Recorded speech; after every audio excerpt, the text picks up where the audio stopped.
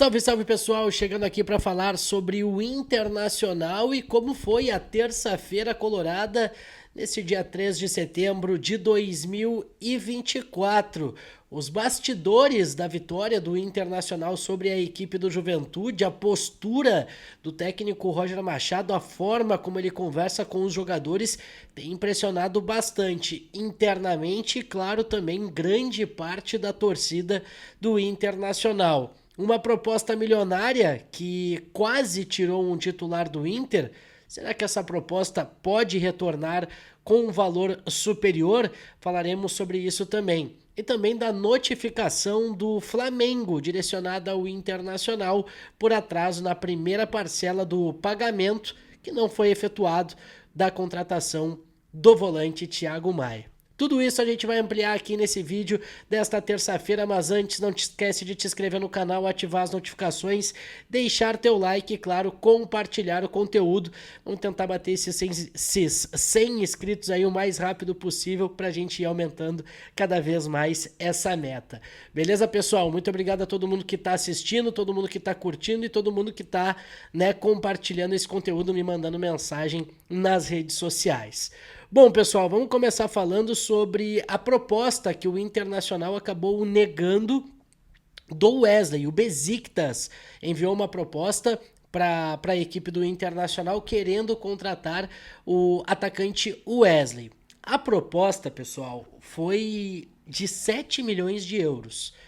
Isso dá na casa aí dos 43 milhões e meio de reais. O Inter, de acordo com o GE, que foi quem trouxe essa informação, negou essa proposta, porque o Inter tem 50% dos direitos econômicos do Wesley. E por conta dessa situação, acabou não aceitando liberar o jogador. O Inter ficaria com a metade desse montante, ou seja, 3 milhões e meio de euros, aproximadamente aí 22 milhões de reais.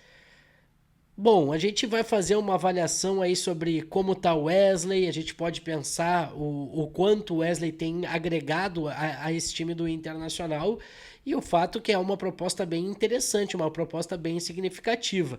Mas o Inter descartou essa possibilidade de vender o jogador para o futebol turco agora, principalmente depois que a janela já se encerrou, né? O Inter não pode contratar uma reposição, por exemplo, para o Wesley, justamente porque a janela para o futebol brasileiro está fechada. O Inter teria que encontrar na Série B do Campeonato Brasileiro, Série C ou Série D, uma alternativa. Mas ainda, segundo o GE, o Inter aceitaria negociar o jogador por uma proposta aí por valores na casa dos 15 milhões de euros. Aí a gente está falando de praticamente 100 milhões de reais, é muito alto o valor, e o Inter, como tem 50% dos direitos, ficaria com a metade disso. Então a gente pode fazer uma avaliação aqui de que o Inter aceita sim negociar o Wesley, mas aí teria que ser uma negociação na casa dos 7 milhões de euros pro Inter. Teria que ser isso.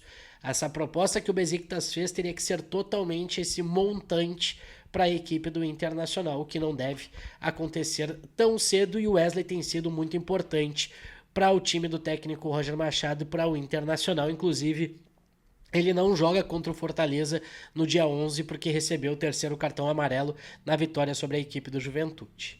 Lembrando, pessoal, os mercados de transferências europeus e também da Arábia e Catar que fecham ali, dos Emirados Árabes, que fecham ainda, que estão abertos e podem tirar jogadores aqui do futebol brasileiro. Turquia fecha no dia 13 de setembro, Ucrânia fecha no dia 6 de setembro, Catar no dia 9, a Rússia no dia 12 de setembro, a dos Emirados Árabes no dia 1º de outubro. E os grandes mercados, Portugal, Espanha, Inglaterra, Alemanha, França, Holanda, Itália e Arábia Saudita, já fecharam. Tanto que o Robert Renan foi negociado ontem, na última segunda-feira, porque o mercado de transferências da Arábia se encerraria ontem também. Outra situação nesta terça-feira. Informação também do GE a respeito do Flamengo ter notificado o Inter a respeito de uma dívida, da primeira parcela que não foi paga ainda referente à compra do Inter do Thiago Maia. O Inter fez um alto investimento para contratar o Thiago Maia, são 4 milhões de euros na contratação desse jogador. É um volante jovem, está sendo muito importante para o time do Internacional.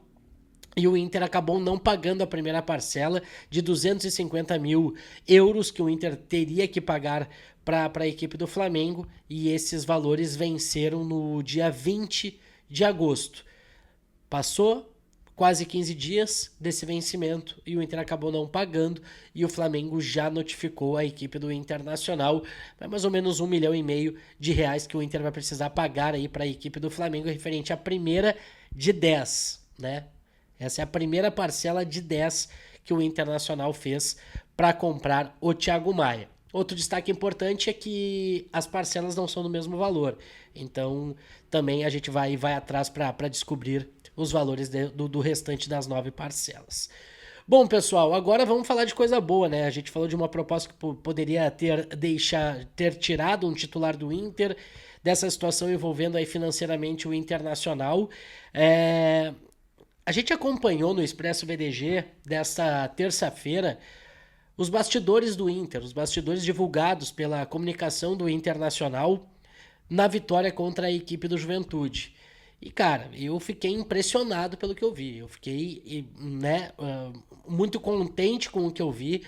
Participação de D'Alessandro, participação do professor do Paulo Paixão, o próprio Alan Patrick também participou bastante nesse vídeo divulgado.